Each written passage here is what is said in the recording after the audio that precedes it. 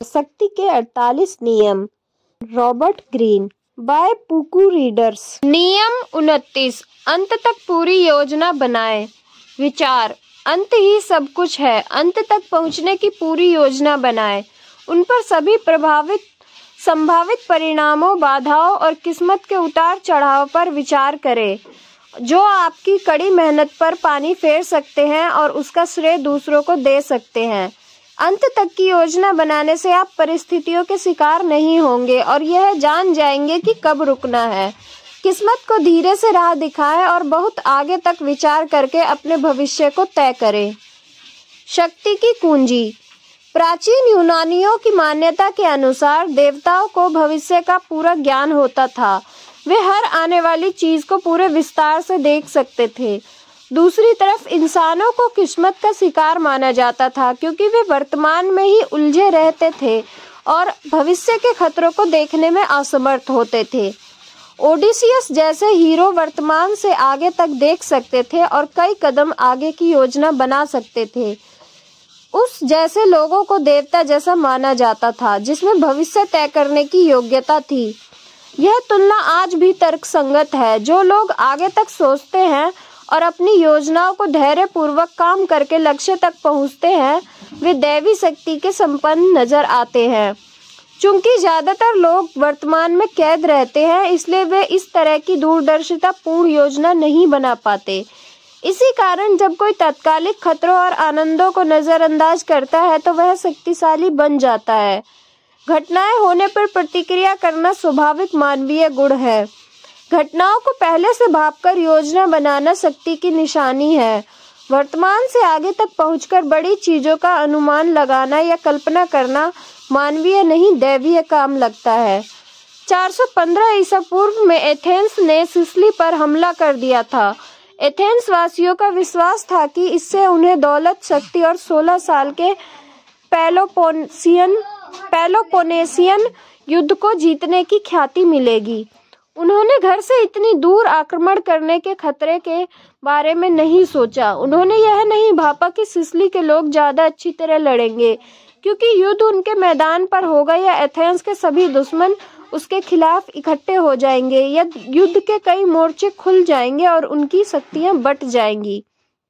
Sicily पर आक्रमण पूरी तरह असफल रहा और उससे दुनिया की एक महान सभ्यता के नष्ट होने के बीज पड़े। एथेंस वासियों का यह दुर्भाग्य दिमाग के कारण नहीं बल्कि दिल के कारण आया था। उन्होंने सिर्फ ख्याति का मौका देखा, दूर मंडराने वाले खतरे के बारे में नहीं देखा। कार्डिनल डे रेट्स के अनुसार लोगों की गलतियों का सबसे आम परिणाम यह होता है कि वे वर्तमान के खतरे से बहुत ज्यादा डरते हैं और दूर के खतरे से जरा भी नहीं डरते हैं। जो खतरे दूर होते हैं या दूर दिखते हैं, अगर हम उन्हें पहले से ही भांप लें तो हम बहुत सारी गलतियों से बच सकते हैं।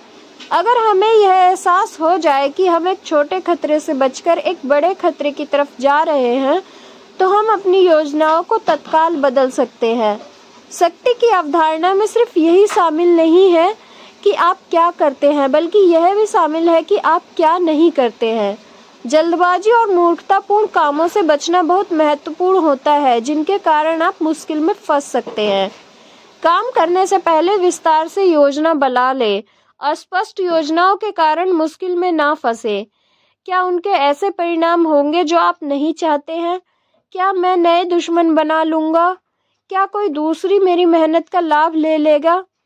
आमतौर पर अंत सुखद कम दुखद अधिक होता है। अपने मस्तिष्क में सुखद अंत की छवि के कारण राह ना भटके। जब आप कई कदम आगे तक देखेंगे और अंत की योजना बना लेंगे, तो आप भावनाओं के प्रलोभन में नहीं फंसेंगे और तत्काल प्रतिक्रिया करने की इच्छा से भी बचेंगे। आपकी स्पष्टता से आपको तनाव नहीं होगा और आप उलझन में भी नहीं रहेंगे, जिस कारण इतने सारे लोग अपने कामों में असफल रहते हैं।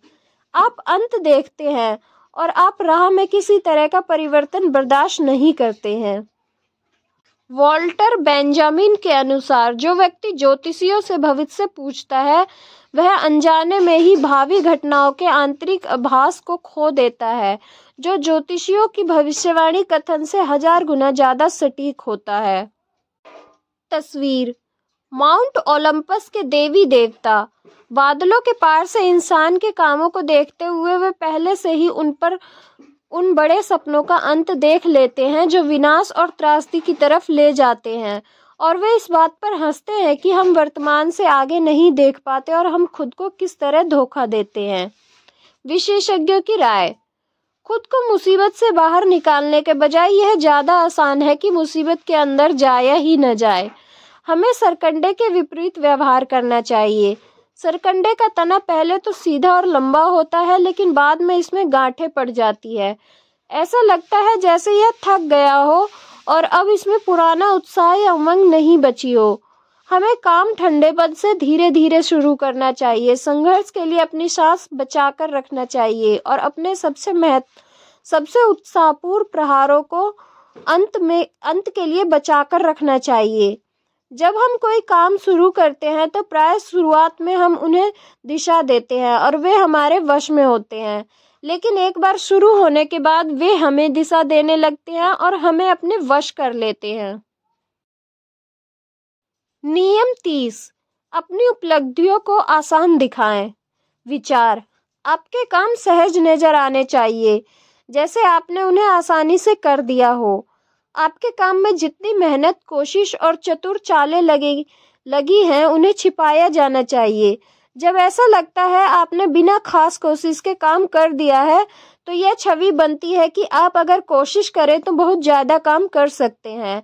आप कितनी कड़ी मेहनत करते हैं, यह बताने के प्रलोभन से बचें, क्योंकि इससे सिर्फ सवाल उठते हैं। किसी को भी अपनी चालों ना सिखाएं, वरना उनका प्रयोग आपके ही खिलाफ किया जाएगा।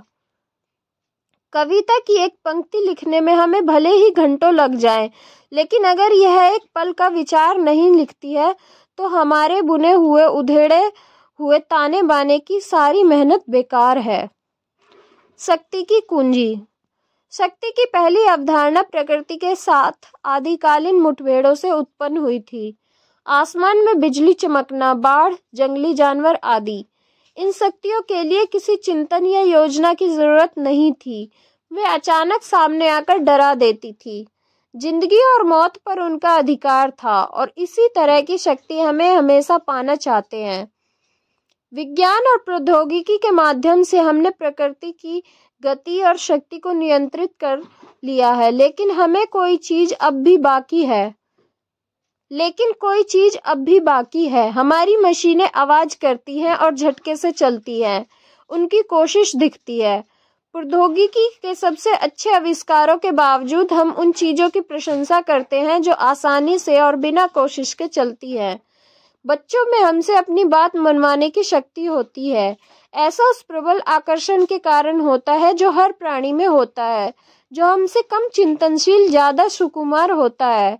हम दोबारा बच्चे तो नहीं बन सकते हैं, लेकिन अगर हम बिना कोशिश किए सफलता पाने का प्रदर्शन कर सकें तो हम दूसरों में वही श्रद्धा जगा सकते हैं जो प्रकृति ने हमेशा इंसानों में जगाई है। इस सिद्धांत का विश्लेषण करने वाले पहले यूरोपीय लेखकों में से एक पुनर्जागरण काल के दरबारी थे। 1528 में प्रकाशित पुस्तक the book of the courtier में बाल्डासेर कास्टिग्लियोन ने आदर्श दरबारी के बहुत जटिल और वर्गीकरण व्यवहार का वर्णन किया है। उनका कहना है कि दरबार को ये काम इस तरह से करने चाहिए ताकि मुश्किल काम भी आसान लगे। उन्होंने दरबारी को प्रेरित किया कि वह अपनी कला को छिपाने के लिए सभी काम थोड़े उदासीन ढंग से करे और शब्दों या कामों को अनियोजित व प्रयास रहित लगने दे। हम सब असाधारण काम की प्रशंसा करते हैं, लेकिन अगर उसे सहजता और सुंदरता से किया गया हो तो हम 10 गुना ज्यादा प्रशंसा करते हैं। मुश्किल काम आसानी से करने का विचार शक्ति के सभी रूपों के लिए उचित है, क्योंकि शक्ति दिखावे और आपके द्वारा पैदा किए गए भ्रम पर निर्भर करती है। आपके सार्वजनिक कार्य कलाकृतियों की तरह होते हैं, उन्हें देखने में आनंद आना चाहिए। जब आप अपनी रचना की प्रक्रिया को उजागर करते हैं तो आप दूसरों की तरह बन जाते हैं। जो समझा जा सकता है उसमें श्रद्धा नहीं उपजती है। हम यह सोच लेते हैं कि अगर हमारे पास धन और समय होता तो हम भी वह कर सकते थे। अपनी चतुराई दिखाने के प्रलोभन से बचे। ज्यादा चतुरतापूर्ण यह है कि आप अपनी चतुराई के स्रोतों को छिपा लें। अपने शॉर्टकट और चालों को छिपाने का एक और कारण है, जब आप अपनी जानकारी उजागर कर देते हैं तो दूसरों को ऐसे विचार मिल जाते हैं जिनका इस्तेमाल वे आपके खिलाफ कर सकते हैं। आप खामोशी के लाभ गिनवा देते हैं। हम सबसे आत्म प्रदर्शन की प्रवृत्ति होती है। हम सब में आत्म प्रदर्शन की प्रवृत्ति होती है। हम सभी दुनिया को बताना चाहते हैं कि हमने क्या किया है। हम सब अपनी मेहनत और चतुराई की तारीफ सुनकर अपने गर्व को संतुष्ट करना चाहते हैं। हम उस मेहनत के लिए भी सहानुभूति पाना चाहते हैं जो हमें अपनी कला के चरम बिंदु तक पहुंचने में लगी। अपने रहस्य उजागर करने की इस आदत पर काबू रखें, क्योंकि इसका प्रभाव अक्सर आपकी आशा के विपरीत होता है। याद रखें, आपके काम जितने रहस्यमय होंगे, लोग उतनी ही ज्यादा श्रद्धा करेंगे। ऐसा नजर आएगा जैसे आप ही वह काम कर सकते हैं, और अनूठी प्रतिभा का धनी दिखना बहुत शक्तिशाली होता है। अंत में, चूंकि आपने सहजता और आसानी से उपलब्धि हासिल की है, इसलिए लोगों को यह विश्वास होता है कि अगर आप ज्यादा मेहनत करते तो आप ज्यादा सफलता हासिल कर सकते थे। इससे न सिर्फ प्रशंसा मिलती है, बल्कि एक तरह का हर भी उत्पन्न होता है। आपकी शक्तियों का पूरी तरह दोहन नहीं हुआ है, इसलिए किसी को भी उनकी सीमाओं का पूरी तरह अंदाजा नहीं होता है। अपनी योग्यताओं की सीमा को छिपा कर रखें। समझदार व्यक्ति अगर सबका सम्मान पाना चाहता है तो वह उन्हें अपने ज्ञान और क्षमताओं की तलहटी तक नहीं पहुंचने देता है। आप उसे जान तो सकते हैं, लेकिन समझ नहीं सकते। किसी को भी उसकी योग्यताओं की सीमा पता नहीं लगनी चाहिए, वरना वह निराश हो जाएगा। किसी को भी उसका पूरी तरह आकलन करने का अवसर नहीं मिलना चाहिए, क्योंकि उसकी योग्यताओं के बारे में अनुमान और शंकाएं सटीक ज्ञान के बजाय सम्मान जगाते हैं, भले ही सटीक ज्ञान कितना भी सही हो। तस्वीर: रेस हॉर्स। अगर हम करीब खड़े हों तो हम घोड़े को नियंत्रित करने का तनाव और प्रयास देख सकते हैं। उसकी उखड़ी हुई सांसें और दर्द भरी कराहें सुन सकते हैं, लेकिन दूर से देखने पर हमें सब कुछ बहुत सुंदर नजर आता है और ऐसा लगता है जैसे घोड़े हवा में उड़ रहे हों। अगर आप दूसरों को दूरी पर रखेंगे तो वे सिर्फ यही देख पाएंगे कि आप कितनी आसानी से आगे बढ़ते हैं। विशेषज्ञों की राय: उदासीनता से किया गया काम चाहे जितना छोटा हो, उससे न सिर्फ इसे करने वाले की योग्यता दिखती है, बल्कि अक्सर उदासीनता की वजह से वह काम वास्तविकता से ज्यादा बड़ा नजर आता है। ऐसा इसलिए है क्योंकि देखने वाले यह मानते हैं कि जो व्यक्ति इतनी आसानी से इतना अच्छा काम कर सकता है, उसमें उनसे ज्यादा योग्यता होगी।